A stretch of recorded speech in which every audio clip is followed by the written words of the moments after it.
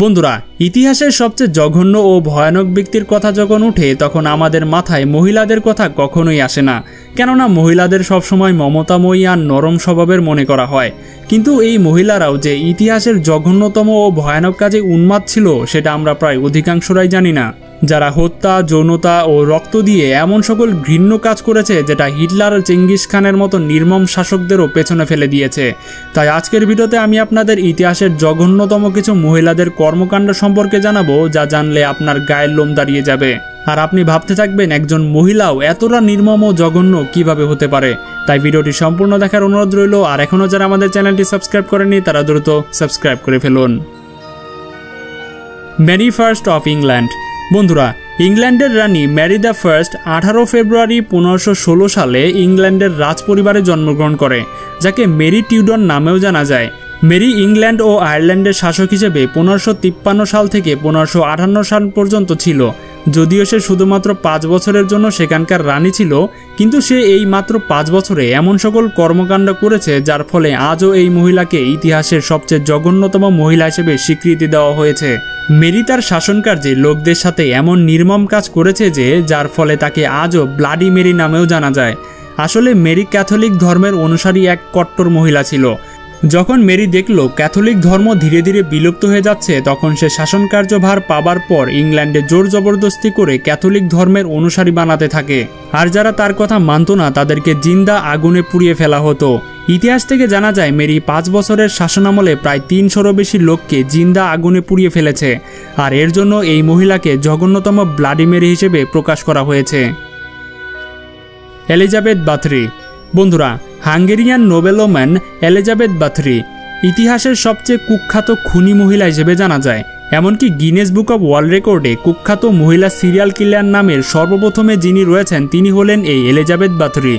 আপনি জেনে অবাক হবেন, 1590 সাল থেকে 1610 সাল পর্যন্ত প্রায় 650 জন মেয়েকে নির্মমভাবে তিনি হত্যা করেছেন।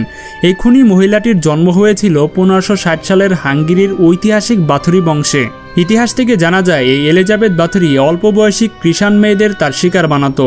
সে মেয়েদের মারার পূর্বে তাদেরকে ইচ্ছে মতো মেরে হাড্ডিগুলো গুঁড়ো গুঁড়ো করে টর্চার করত।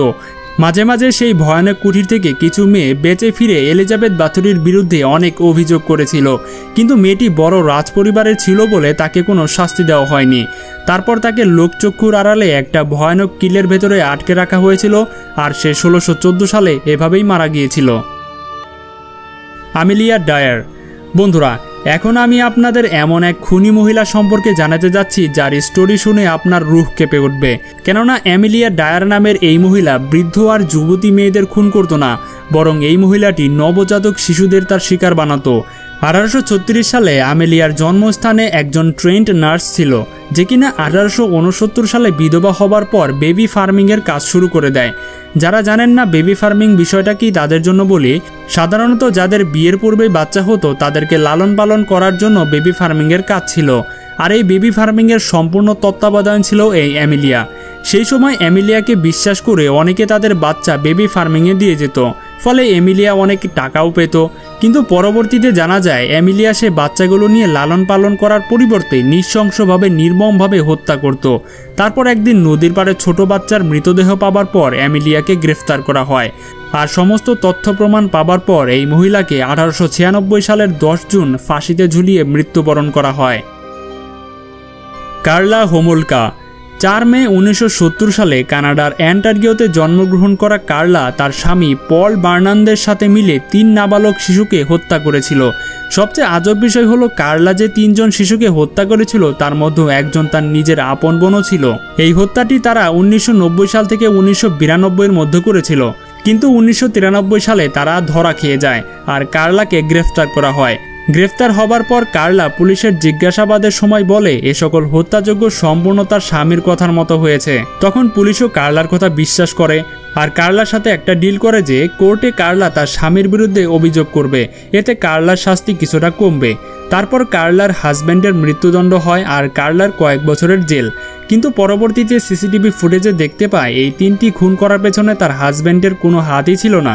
কার্লা তার নিজের স্বেচ্ছায় এই 3টি খুন তিনি করেছিলেন।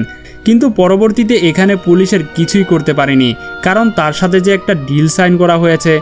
একজন নির্দোষ শাস্তি পেয়ে গেল, কিন্তু আসল খুনি 2005 সালে মুক্তি পেয়ে যায়। আর কার্লা এখন কানাডার একটা শহরে জীবনযাপন করছে। কানাডিয়ান প্রেস পরবর্তীতে এই ডিলকে ডিল উইথ দ্য ডেভিল নামে পরিচয় করিয়ে দেয় বিশ্ববাসীর সামনে। আইলিন ওরনোস। আমেরিকার সবচেয়ে জঘন্য খুনি হলো এই আইলিন ওরনোস, যে 29 ফেব্রুয়ারি 1956 সালে আমেরিকার মিশিগানে জন্মগ্রহণ করেছিল। এই মহিলাটি নিজের যৌন চাহিদা মেটানোর জন্য বিভিন্ন ধরনের ছেলেদের সাথে যৌনতায় লিপ্ত হতো। যৌনতায় লিপ্ত হবার পর যখন তার কোনো ছেলেকে ভালো না লাগতো, সেখানে তাকে সাথে সাথে গুলি করে মেরে ফেলতো। কিন্তু সে কোর্টকে বারবার বোকা বানিয়ে মন গড়া কাহিনী তৈরি করে বারবার বেঁচে ফিরত। কিন্তু তার এই মন গড়া কাহিনী বেশি দিন টিকে থাকতে পারেনি, কেননা তার উপরে মার্ডারের কেস ছাড়াও চুরি, ডাকাতি সহ আরও অনেক ধরনের অপরাধের অভিযোগ ছিল। এই উন্মাদ মহিলাকে 2002 সালে লেথল ইনজেকশন দিয়ে মৃত্যুদান করা হয়। এমনকি 2003 সালে এই উন্মাদ খুনি মহিলাটির ভয়ানক চিত্র বিশ্ববাসীকে দেখানোর জন্য মনস্টার নামের একটা মুভিও তৈরি করা হয়েছিল। Irma Grese. দ্বিতীয় বিশ্বযুদ্ধের সময় জার্মান গার্ডের মহিলা সেকশনের একজন ছিলেন এই ইরমা গ্রেসি। বন্ধুরা, এই ইরমা গ্রেসি তার নৃশংসতার জন্য বেশি পরিচিত ছিল। তার এমন ভয়ানক এবং আক্রমণাত্মক স্বভাবের জন্য তাকে বিস্ট অফ ব্লিসেন টাইটেলও দেওয়া হয়েছিল। 1945 সালে যুদ্ধ শেষ হবার পর তাকে গ্রেফতার করা হয়।